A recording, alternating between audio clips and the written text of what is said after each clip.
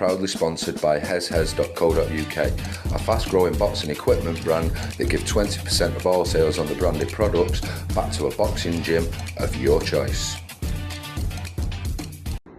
Hello everybody, welcome back to Niche Sports. Today I'm going to Wakefield Trinity versus Salford Red Devils. This game's a bit of a mixed bag, if I'm honest. We're going into it and not really knowing what to expect. Wakefield obviously sit 12th. They've had quite a bit of improvement over the last few weeks. Salford, well, they're coming off the back of 2 losses in a row, but they're still sitting in a strong position in the table. Anything could happen. Wakefield, obviously, it's well known and well documented about their injury issues.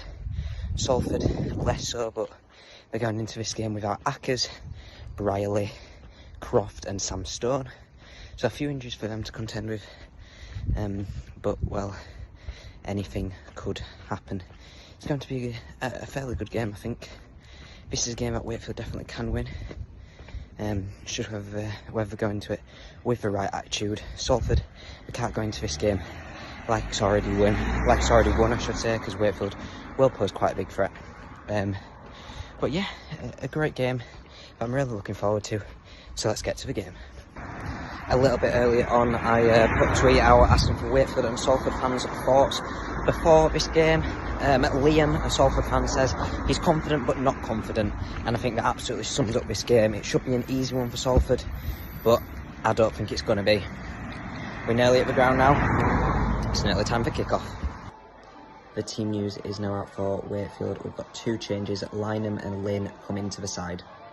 Salford's team is now out. It's all a bit of a mess. Atkin at fullback, Watkins in the halves. It'll be interesting to see what happens here. It is half-time here at the Be Well Support Stadium. Wakefield Trinity lead 22-0. Wow, I did not expect that. I don't think anyone would have predicted it to be that much of a landslide score. It doesn't really truly reflect the game. It has been a bit more end to end, but Wakefield just making the most of their tries, the most of their attempts, I should say. 3 breakaway tries, 2 penalties, and it's a brilliant performance for them. Liam Kay with a try, Reece Lynn with a try, Will Dagger with a try. Will Dagger is on fire, absolutely on fire. A great performance from him. Wakefield good money for this lead. They won't lose it from here. I wouldn't say they'd lose it from here. Salford struggling to make anything of their chances. So yeah, there won't be any second half score updates as there wasn't in the first half. But I'll update you at full time. Half time here. Wakefield Trinity 22, Salford Red Devils 0. Full time. Then the game has now finished. It finished 32-6 to Wakefield Trinity. What a huge result for them. I think a lot of people were saying that, you know, and I said earlier that it's one of them games which could be an upset. It's a game that Wakefield will be up for. It won't be as easy as Salford may expect, and that was definitely the case as proven by the score, and it was actually a very difficult game for Salford. It's a huge result. It brings the gap back down to 4 points now to Castleford. And they really do have a strong chance of staying up if they play like that. That was absolutely brilliant. Obviously, Wakefield tend to be that second half of the season team. They always seem to find a way. I've been saying it on the Niche Sports podcast for weeks. Wakefield always find a way. Relegation is not over, and it definitely seems that way. Luke Gale, David Fafita, huge differences since they've come in, and you can tell from their performance. Luke Gale in particular, he's dictating that play, and it's really good to see that he's getting back into some form. He got man of the match this evening, but personally I would have given it to Lee Gaskell. Not Lee Gaskell, Will Dagger.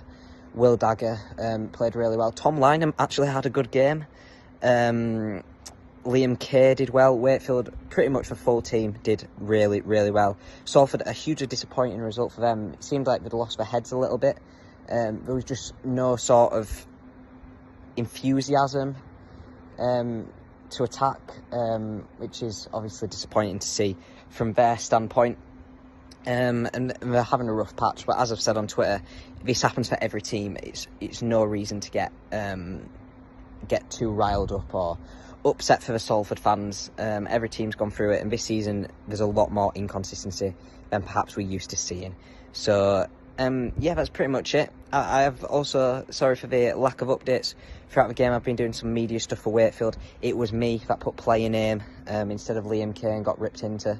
Not a great start to my media work for the men's team, but it is what it is. And yeah, so Salford, disappointing for them, but I'm sure they'll bounce back. Wakefield will be really pleased with that. Is the Great Escape on? It's finished at the Be Well Support Stadium. Wakefield Trinity 32, Salford Red Devils 6.